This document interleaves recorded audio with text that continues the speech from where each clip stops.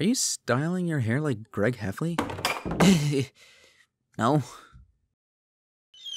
So I was a weird kid. I don't think this is a surprise to anyone considering the last video. Yeah, we're not gonna talk about that. I'm the youngest kid in my family, and it's been said by the general public that the last kid in the family is the most spoiled.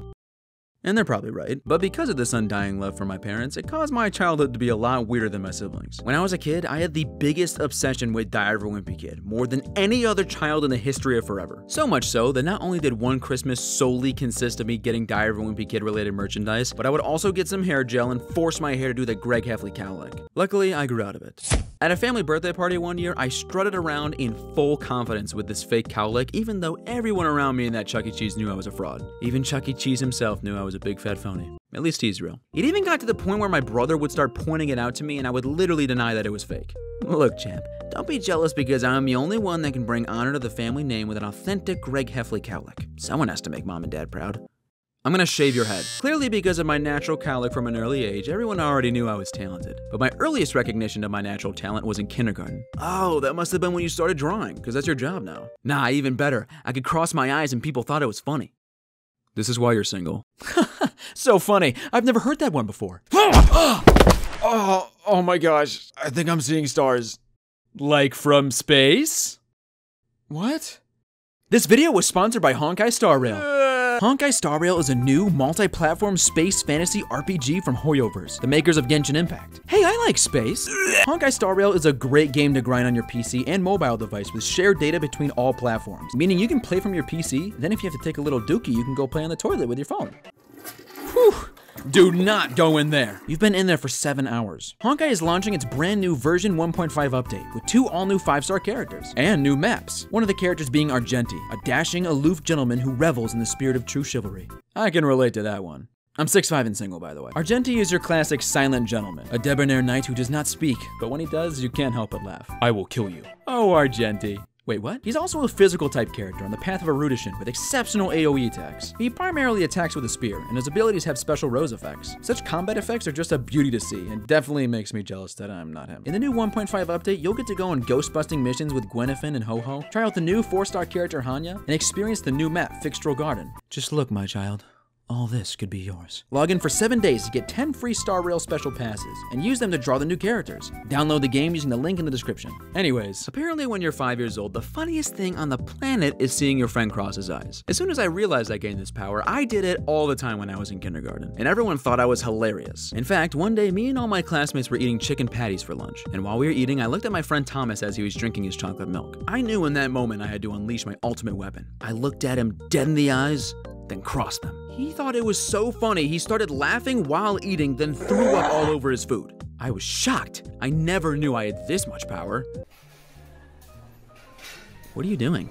Man, I lost it. Yeah, kindergarten was a weird time. I remember one day I discovered how if I grabbed my neck and squeezed, my face could turn purple. I mean, I thought it was funny, but I got a note sent home and my mom didn't think so. What are you talking about? This is hilarious. Stop. Hey. Want to hear the scariest day of my life? When I was a wee young lad, the Johnny Depp Charlie and the Chocolate Factory movie was all the rave. And I don't know if you've seen this movie, but there is a horrible scene where this girl eats gum that hasn't been tested yet and turns into a giant blueberry. And when I was 6, this scene traumatized me. So much so that I had a horrible fear that if my tongue turned blue, I would in fact also turn into a blueberry. One fateful day, I was at my church's camp with my lifelong friend James, and we were eating a bag of various candies. And one was a blue lollipop. I was hesitant, but I knew if I was very careful with this lollipop, my tongue wouldn't turn blue.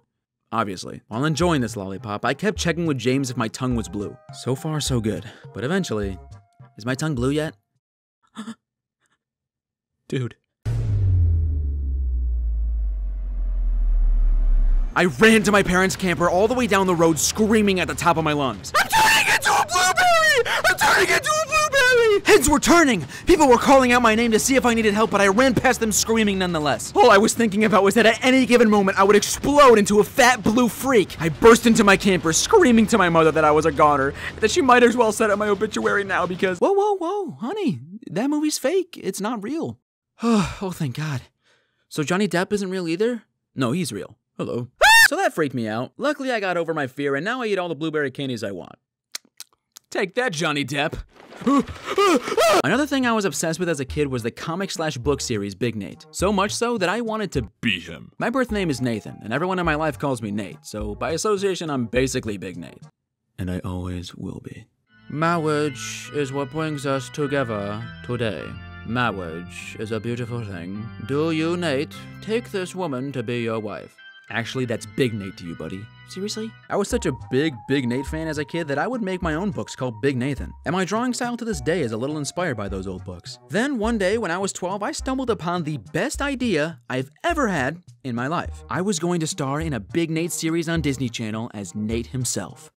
Can you tell I was a kid when I came up with this idea? I had it all planned out. I was going to send a letter to the creator of Big Nate, Lincoln Peirce, and pitch him my idea. I was so confident I told James that he could play Nate's best friend Francis on the show. I'd like to point out that we lived in rural New York and have literally no experience with acting. Clearly I didn't know how life worked. A few weeks later, I got a letter in the mail from none other than Lincoln Peirce. I was freaking out. This was it, my big moment. I was going to be a huge Disney star.